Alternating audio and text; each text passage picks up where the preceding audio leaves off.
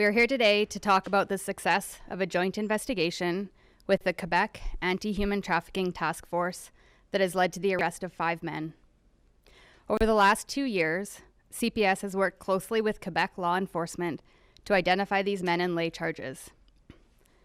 Vincent Olivier Marcharte of Quebec and Anthony Proetti of Quebec appeared in court yesterday. Hicham Mustaine,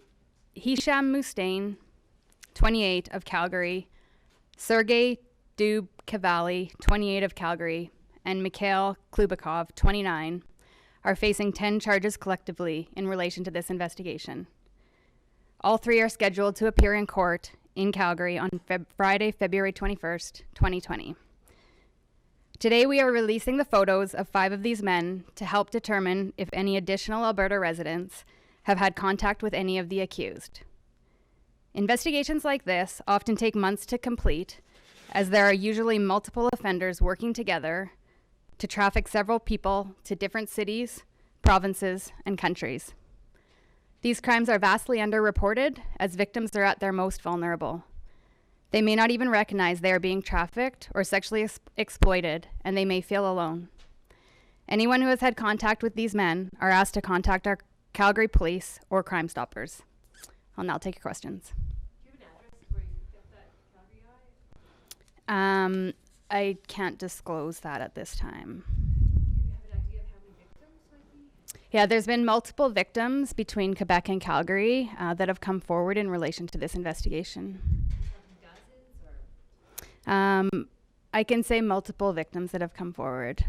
Because that's what we're looking for our partners with media today, is to reach out and try and locate any other people that have had contact or know of these accused, to look forward for them to come forward to police. How long of a timeline between now the allegations, like what you expected they started to like what time it ended these trafficking? Yeah, so the investigation in Calgary came to us from Quebec. It originated there in 2018, and it's been an ongoing investigation with multiple factors, very complex in nature, that has brought us to this point. Is there any indication trafficking went on besides for Quebec and Alberta? I don't know for certain in this investigation. What I do know is that often in human trafficking investigations, there are no borders. And so offenders that are related to human trafficking typically try and move their victims out of an area where it's comfortable for them, where there's other family members there, take them out of an area of comfort to an area where they can be manipulated into these situations. Can you say how this joint investigation began? Was it a tip or something in other provinces? Yeah, so the Quebec Anti-Human Trafficking Task Force initiated an investigation in Quebec. In their investigation, they recognized that there were victims that were living in Calgary, and they reached out to Calgary Police Service to ask for assistance in their investigation. How are the victims? They're in a much better place than they were at the beginning of the investigation. Have they been held for a long time? I don't know the answer to that. Were some of them found? I know in the press it said there was a victim in the home or in the residence where you picked up one of the suspects. So were they being held, and can you talk about the conditions at all? I guess the word held, these victims are typically psychologically and oftentimes physically abused or manipulated or felt like they're being provided things by the offenders. In these particular circumstances, and in all circumstances of human trafficking with Calgary Police, what we try to do is set them up simultaneously with the criminal investigation, with support services like agencies like Reset, where it's long-term planning to try and get them out of the lifestyle where they're being manipulated. Were they young? Is there ages of victims? I can't answer that. But not for any of the youth?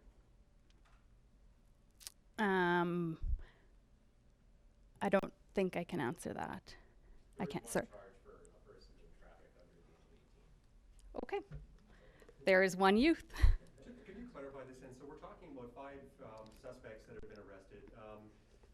You're saying that these 5 are part of a transnational human trafficking ring. Is that correct, or am I incorrect about that? That's correct. And are you still investigating this ring? Is this something where there's give us a sense in terms of the breadth and the scope of this thing. I mean, we're talking about Quebec and we're talking about Alberta, but give us a, if you can, a better picture in terms of what you're alleging here and what you're seeing here in terms of an organization.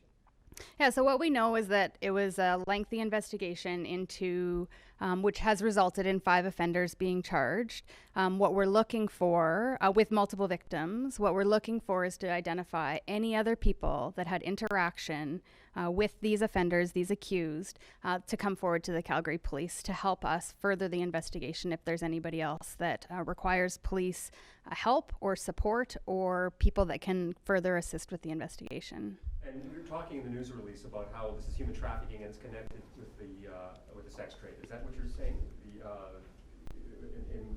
With what was going on here?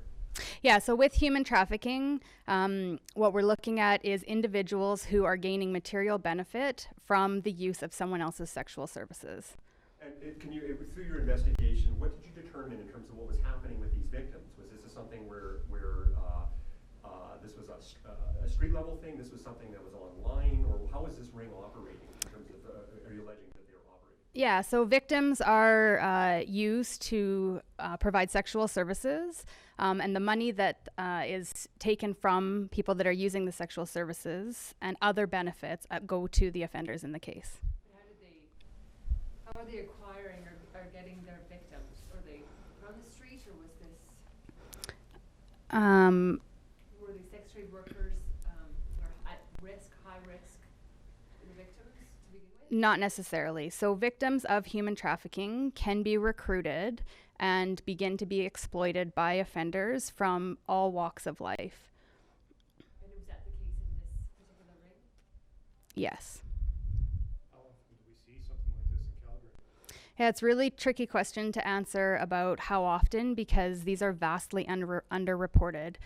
Victims are recruited and then sexually exploited. They may not even know that that's the case at the time that they're being manipulated. They're taken away from all of their support systems and their resources that they know, and they learn to live a new life. And once they're in that life, it becomes very, very difficult for them to get out of it.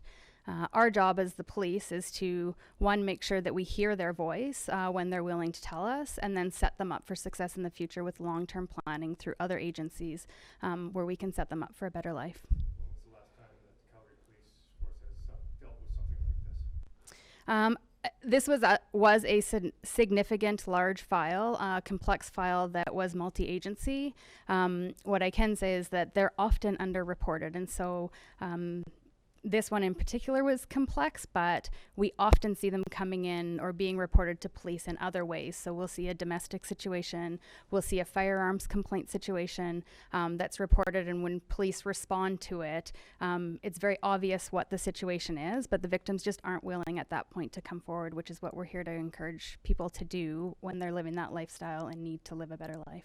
So just so we understand, you said that today you called this news conference because you're publishing these photos and you're looking for tips from people that also may have a connection with this. I mean, we're talking about arrests that go back to 2019, 2018, and so on. It's been a while. Give us a sense in terms of why this time lag between these arrests and why we're having this news conference today. Yeah, so throughout a very complex investigation that requires many orders and authorizations through the court to get, through the analysis of that data, it takes a period of time. And as the investigation proceeds, we're going to make arrests in people, and that's the case here, where we have 5 arrests of individuals, 3 in Quebec, 2 in Calgary. And when we move forward, we want to make sure that we're capturing everybody and every piece of investigative avenue that we can to make sure that nobody else is at risk, or that people that can live a better lifestyle or who may have had interaction with these individuals come forward, and we provide them that opportunity. Is the investigation at a point here where you think that, do you anticipate more arrests in connection with this ring, or at this point, being as we're looking at a 1 to 2 year difference here now, since these last arrests, that you don't anticipate any more arrests in connection with this ring? Correct. You don't anticipate? No. Okay. Because the last guy was arrested in November, and why now in February?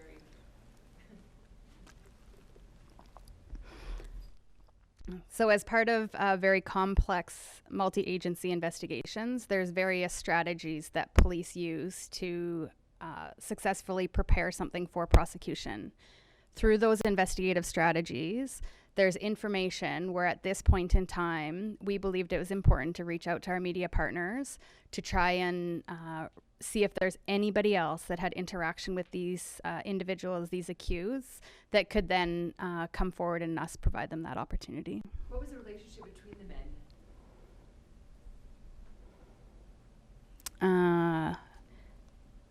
Business associates. The accused know the victims before they started trying to get them into the sex trafficking? I don't know. And Sorry. there's no statute of limitations for how far back people can go for, like, if they've had interactions with these accused about possible other, was it That's correct. That's correct. Yeah. Can come forward at any time and know that the Calgary Police Service aligns with agencies like Reset that provides the opportunity for victims of human trafficking to have a reset of their life in a long-term programming to set them up for better success. Just going back to an earlier question I have, and I apologize, but just this, as you mentioned, these are seldom, we seldomly see these kinds of cases come out like this. So it's an opportunity to get a better sense in terms of what actually is happening here. Through your investigation, with these victims of human trafficking, involved in the sex trade, what does this mean then? These are people that are caught up in this kind of ring, and they're out on the street, or they're being advertised online, or through other ways. Like, what, if you can maybe explain what was happening with these victims?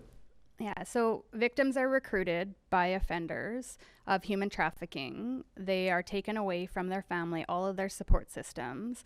They are then housed in an area, wherever that may be, where they are forced to provide sexual services, which may be online, it may be through phone calls, through various methods.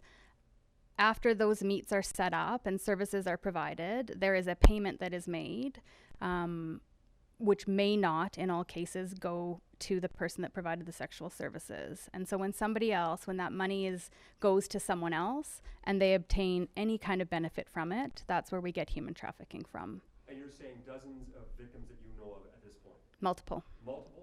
So multiple victims, and from where? From across the country? Mainly from Alberta, mainly from Quebec? Yeah, so we know between Quebec and Alberta, there are multiple victims in this particular investigation. What we want to do is make sure that people know that it's not a small number, and people are supported by Calgary Police and by the other agencies to come forward if there's anyone else that's had interaction with these individuals. And you said forced, so were they held then against their will? Physically? So oftentimes victims are psychologically manipulated, so they're not physically held against their will, but this is all they know, and there's no other supports around them, that they feel like this is all they can do in their life. This is the only place their money comes from. This is the lifestyle that they choose to lead at that time, which may be different for somebody who doesn't lead that life and is viewing them. But the reality is that they are psychologically forced into the situation and would feel very alone in it. How big of success are you redeeming this investigation now that you're here, 3 years almost later, 2 years later? Yeah, I mean, this is a very successful file for the Calgary Police Service. It's required a great partnership with Quebec, as well as very tenacious investigators who have been willing to put in the time and see the value and make sure that they are there for the victims who are in terrible circumstances and don't know any other way of getting out. For the public out there, what don't they understand about this necessarily? I guess what I mean by that is how common is this? How much is this going on potentially in a place like Alberta that people don't realize that this is happening? Yeah, I think it's more common than what the public may know, because again, it's often unreported, and victims are part of it and are they're living a lifestyle that's all they know. And so when we don't hear about it as police or aren't able to criminally investigate because the victims are stuck in that environment, we just can't give figures or give something to the public to be able to let them know how common it actually is. What should they look out for?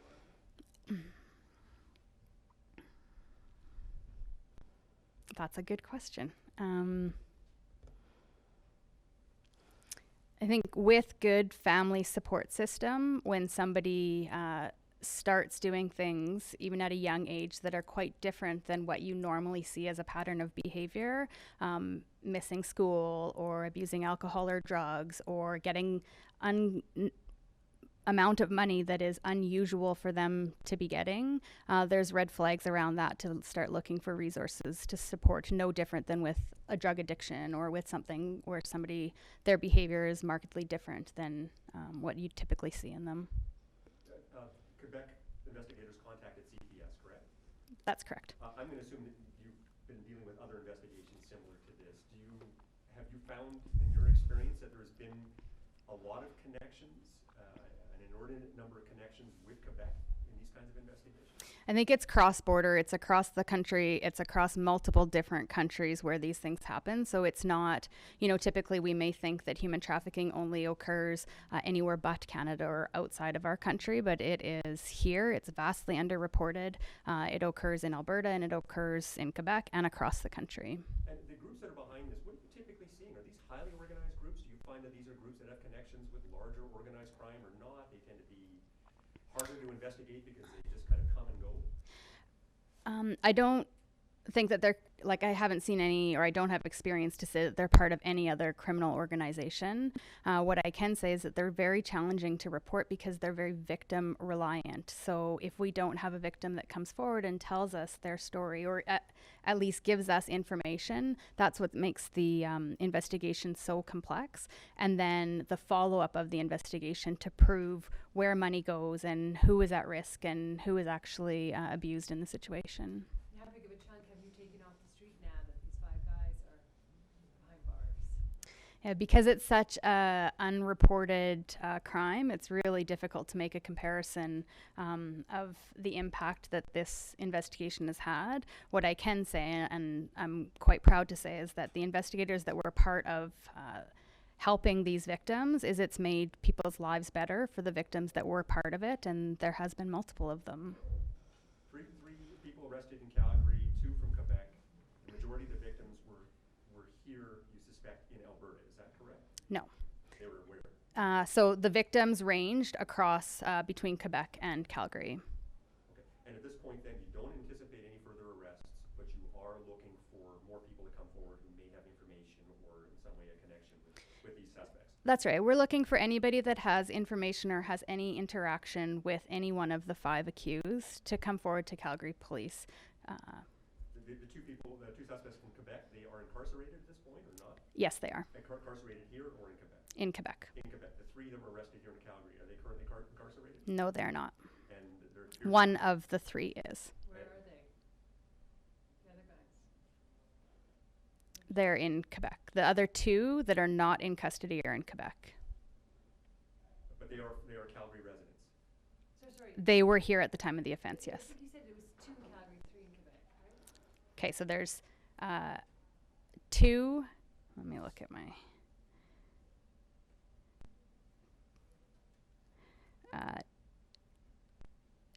So there was 3 in Calgary that were arrested in Calgary. 2 of them are residing in Quebec right now. 1 of them is in custody in Calgary. The 2 other offenders are in custody in Quebec. Okay. And do they have a name? Do they have for their ring or their business? No.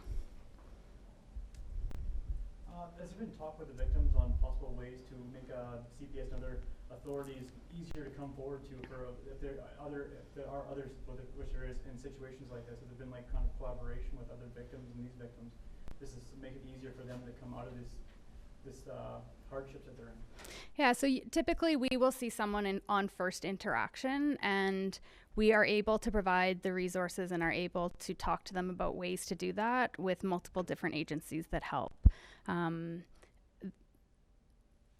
Maybe give me your question again. I'm not sure. Because obviously no one knows their situation except for them, and then how they've gone from the transition of being in this with the traffic being like this big. So have you talked to them about better ways of accessing the people that are still being trafficked to try to get their message out, to try to get help from? Right. So as part of the resources with the agencies that Calgary Police works with, like Reset, those are alliances and people that we put together, that they put together as part of the social support to be able to take care of that.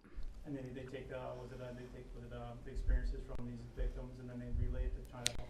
That's right. And long-term planning with them, right? Because when they're surrounded by people who have lived a life similar to theirs and have gotten past it or gotten through it, it just provides better social support for them. Any other questions? Get some cutaways on. We're walking away or something. Maybe just chat for a little bit. You just wanted to call, I think you said there was a number on the press release. Yeah, so they can contact police at 266-1234 or through Crime Stoppers. And they can be anonymous or? Sure. Calgary Police will take any information that will help in any investigation. In this particular one, we're looking for anyone who has had interaction with these 5 accused to be able to further the investigation. Are you keeping in touch then with the victims as the years go by? Yeah, so within criminal investigations through prosecution, we always have our investigators with the victims or having continued communication with them for the criminal prosecution. And then we also separately have related resources that are experts in their area that can provide them long-term support. And all 5 will be in Calgary on the 23rd? No, 3 of them will be in Calgary.